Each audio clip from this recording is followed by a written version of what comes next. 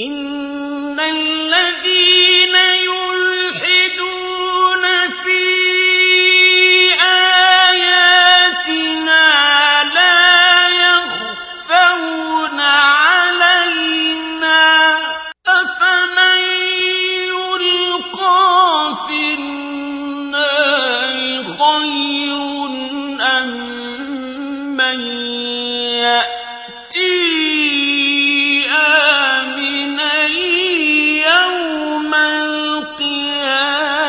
اعملوا ما شئتم إنه بما تعملون بصير.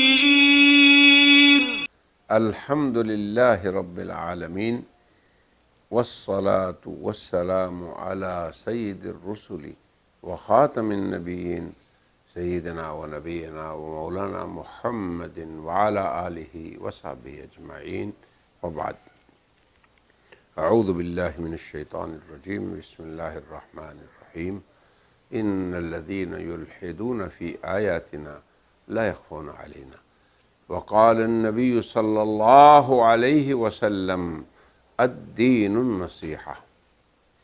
صدق الله وصدق رسول اللہ صلی اللہ علیہ وسلم. سامعین و ناظرین، دین بھلائی ہے.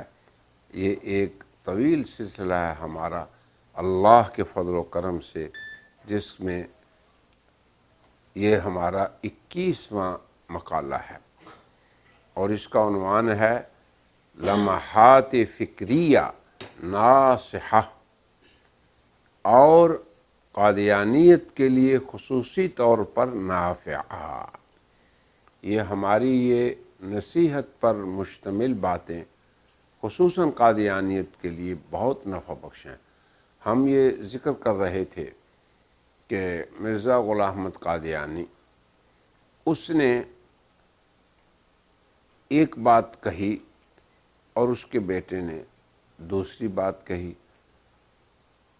اس نے تو یہ کہا کہ حضور اکرم صلی اللہ علیہ وسلم افضل نبی ہیں، تو کیا بات ہے کہ پہلے نبیوں کی ذریت سے نبی ہوتے رہے اور آپ کی ذریت سے نبی نہ ہوں.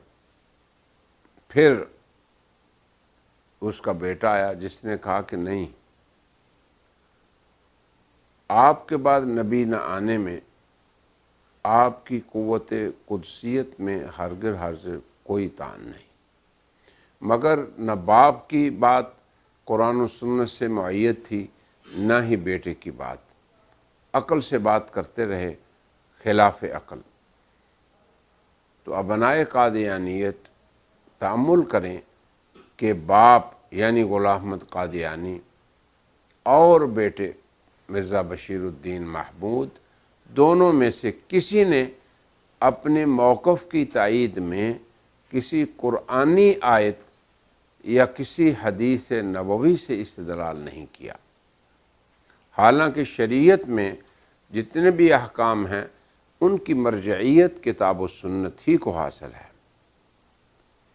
ابنائے قادیانیت مؤسس کے بیٹے بشیر الدین محمود کے اس قول میں تأمل کریں کہ اس نے تو ذریت میں انبیاء ہونے کو افضلیت کا سبب ٹھہرانے کے بارے میں کچھ کہا.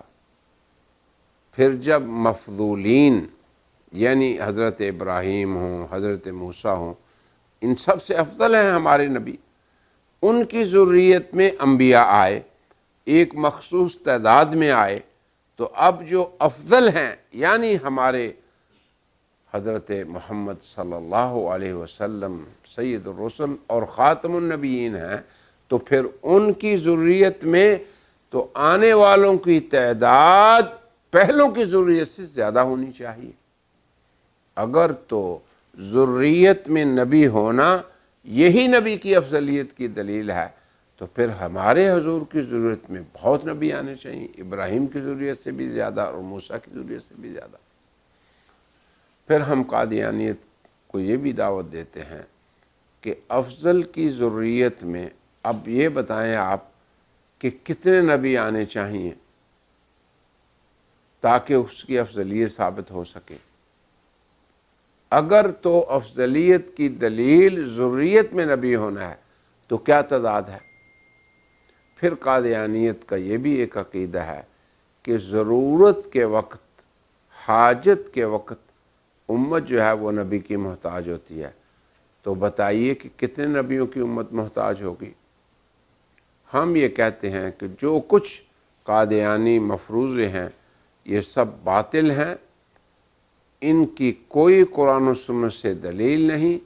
حق اور سچ صرف اور صرف یہی ہے کہ حضرت نبی خاتم صلی اللہ علیہ وسلم کی بعثت کے بعد انسانیت کو تا قیامت نبوت کی محتاجی نہیں، کیونکہ امت کے لیے کتاب اللہ اور سنت رسول اللہ دونوں مرجعیتیں موجود ہیں۔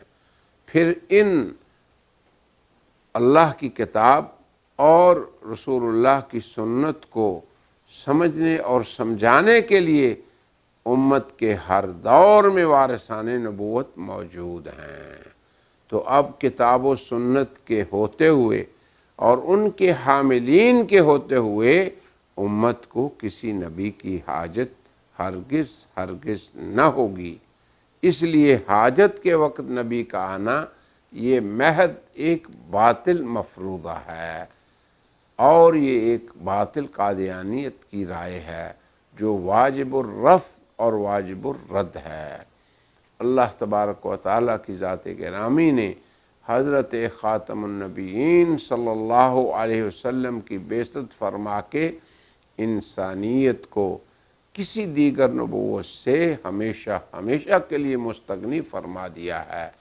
جیسے کہ شریعت اسلامیہ کو اللہ نے کامل و مکمل بنا کے بشریت کو کسی دیگر شریعت سے بھی مستغنی فرما دیا، تو اب انسانیت نہ کسی نبوت کی محتاج ہے نہ کسی نئی شریعت کی محتاج ہے۔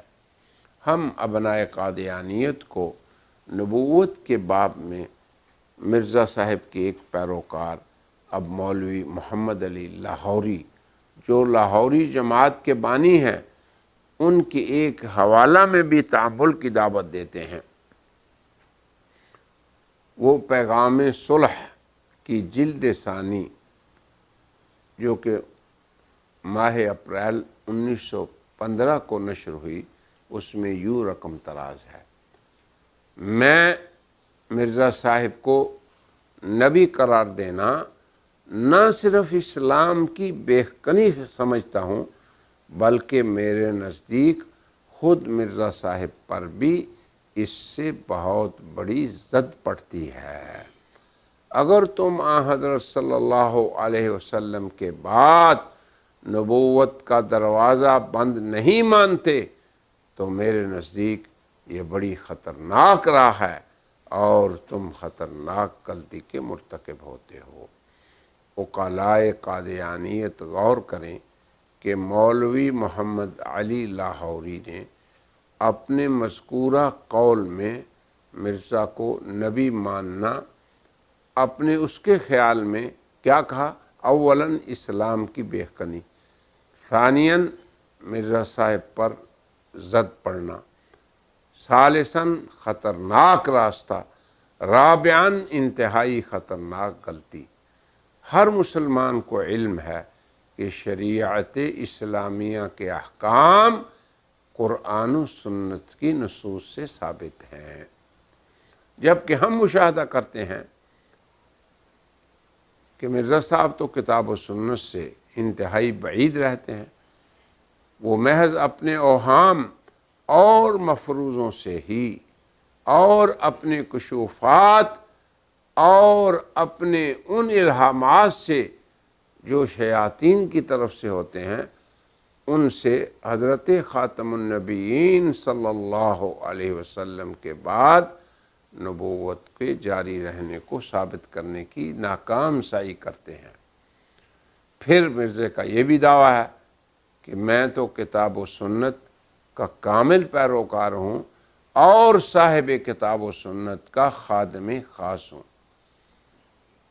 ہم ابنائے قادیانیت کو دعوت دیتے ہیں کہ وہ تأمل کریں کہ مرزا قادیانی کا یہ استدلال یکسر نقل و عقل کے معارض ہے اور اس کی کوئی شرعی حیثیت نہیں۔ شرعی نصوص امت میں متواتر طور پر منقول ہیں اور حضرت خاتم النبیین صلی اللہ علیہ وسلم کے بعد نبوت کے جواز کے خلاف ہیں۔ عقل بھی حضرت خاتم النبیین صلی اللہ علیہ وسلم کے بعد کسی نبی کی آمد کو جائز نہیں کہتی۔ قرآن کریم مکمل طور پہ محفوظ ہے، اس کی تمام نصوص بھی اپنے معانی اور مدلولات اور مفاہیم شرعیہ کے ساتھ محفوظ ہیں اور تا قیامت محفوظ رہیں گی۔ حضرت خاتم النبیین صلی اللہ علیہ وسلم کی جملہ احادیث بھی اپنے دینی اور شرعی مفاہیم و مطالب کے ساتھ امت میں موجود ہیں۔ امت مسلمہ میں وارثان نبوت بھی موجود ہیں، تو ان کی موجودگی میں پھر آپ صلی اللہ علیہ وسلم کا زمانہ بعثت آج تک اور تا قیامت انہی کا زمانہ ہے۔ وہی محبت قرآن ہے، وہی ناطق سنت ہیں۔ شریعت کے حاملین جب امت میں موجود ہیں اور وہ شریعت مطہرہ کی اہل تحریف کی تحریف سے اور اہل باطل کے باطل سے حفاظت بھی کر رہے ہوں، تو ان سب حقائق کے ہوتے ہوئے اب یہ کہنا کہ حاجت ہے وقت نبوت، تو یہ سراسر بات عقل اور نقل کے خلاف ہے۔ یہ اللہ تعالیٰ کی ذات گرامی پہ طعن ہے اور خاتم الشرائع صلی اللہ علیہ وسلم کے خلاف ناپاک اور کھلی جسارت ہے۔ حاجت کے وقت نبوت کی بات کرنا یہ سراسر ایک لغو مفروضہ ہے۔ پھر ہم ابنائے قادیانیت کے لیے مرزا کا یہ اسلوب خطاب پیش کرتے ہیں جو ان کے لیے لائق تأمل ہے۔ غور کریں کہ وہ امت مسلمہ کو محض اس بنا پر کہ وہ حضرت خاتم النبیین صلی اللہ علیہ وسلم کی نبوت پر اکتفا کرنے والی امت ہے اور اس کے بعد کسی نبوت کی قائل نہیں، دیکھیں وہ کس قدر برے القاب سے مخاطب ہوتا ہے۔ وہ براہین احمدیہ کے صفحہ 183 جلد نمبر 5 میں رقم طراز ہے، اور آن حضرت صلی اللہ علیہ وسلم کو جو خاتم الانبیاء فرمایا گیا ہے اس کی یہ معنی نہیں کہ آپ کے بعد دروازہ مکالمات و مخاطبات الہیہ کا بند ہے۔ اگر یہ معنی ہوتے تو یہ امت ایک لعنتی امت ہوتی، معاذ اللہ معاذ اللہ۔ دیکھیں کیسے جو شیطان کی طرح ہمیشہ خدا سے دور مہجور ہوتی، بلکہ یہ معنی ہے کہ براہ راست خدا تعالیٰ سے فیض وحی پانا بند ہے۔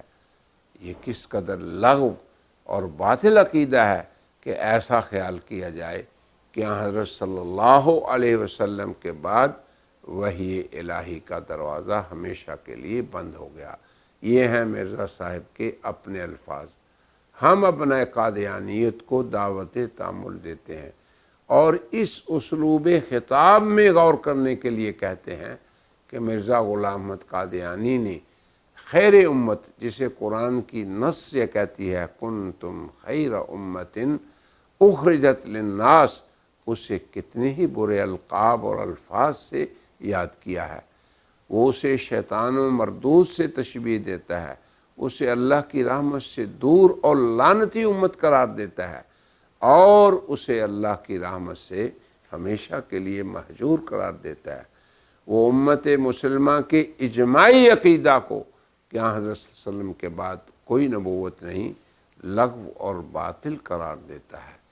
اور یہ سارا ڈرامہ سب کچھ محض اس وجہ سے کہ امت مسلمہ حضرت صلی اللہ علیہ وسلم کو کیوں آخری نبی مانتی ہے، اور امت مسلمہ کیوں یہ کہتی ہے کہ قرآن حکیم نے جو آپ کو خاتم النبیین فرمایا ہے یہ اس بات کی دلیل ہے کہ آپ آخری نبی ہیں۔ لہٰذا ہم ابنائے قادیانیت کو پھر سے دعوت تامل دیتے ہیں کہ غور کر لیں کہ اللہ کی رحمت سے دور وہ ہیں یا امت مسلمہ ہیں۔ اللہ تبارک و تعالیٰ کی رحمت سے محجور و مردود اور مانند شیطان آیا وہ لوگ ہیں جو عقیدہ ختم نبوت پہ قائم ہیں، اسے ماننے والے ہیں، یا وہ لوگ اللہ کی رحمت سے دور ہیں جو اس کے منکر ہیں۔ یہ اسلوب قادیانیت کا دراصل ایک انتہائی فکری دہشت گردی ہے اور عام سادہ لو مسلمانوں کو خوف زدہ کرنے کا اسلوب خطاب ہے۔ لہذا ہم کہتے ہیں کہ مرزا قادیانی نے خیر امت کے ساتھ جو دہشت گردی کا اسلوب اور انہیں خوف زدہ کرنے کا جو انداز اختیار کیا ہے، اور وہ بھی صرف اس لیے کہ یہ امت قرآن و سنت پہ کیوں ثابت قدم ہے اور کیوں اس پہ قائم ہے اور استقامت سے اس پہ قائم ہے، تو مرزے کا یہ قول بلا دلیل شرعی ہے، اور وہ امت اس عقیدے کو کیوں نہیں چھوڑ دیتی۔ یہ ہے مرزے کا اسلوب دہشت گردی اور خوف زدہ کرنے کا انداز۔ یاد رکھیں، ایسا اسلوب نہ اہل علم کا اسلوب ہوتا ہے، نہ داعیوں کا منہج، نہ اولیاء اللہ کا طریقہ، نہ ہی مجددین کی یہ راہ ہے۔ حق یہ ہے کہ یہ مومنین صالحین کا اسلوب خطاب نہیں ہے۔ آج کے اس حلقے کو ہم اسی پہ اختتام پذیر کرتے ہیں اور کہتے ہیں وآخر دعوانا ان الحمد للہ رب العالمین۔